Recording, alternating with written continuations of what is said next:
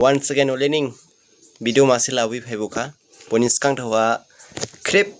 free hoza rauke juthai chita ladu jinini basangla 5 September Teachers Day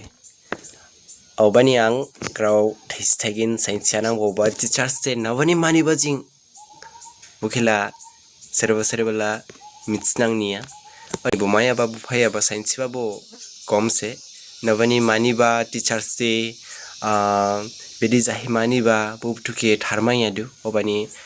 thaistagin ang ringbalai lai sainsiana gajai jakhala nisi musuyahi angke personally saintiswa furi hozaraubo nainai du ani video ke nuhi bidi jajauka comment siha so ang sainsinang dinini basain 5 September maideka from jini bharat ha Teachers Day mani du nawani mani ba chkala dinini basain ha 5 September ha Dr. Sarvapalli Radhakrishna hajaiba bo subung jabuka sausi furi hoja ringya ba girigya ba ham sining smas kala famous ya ba daw bo hajaiba basain dinini basain ha ode boni students lugurau kribbo chibane ai jini denini hajaiba basain celebrate khainang chi ode bo chibukhane Dr. Sarvapalli Radhakrishna chibukhane ni hajaiba basain ke maniya he dinini basain ha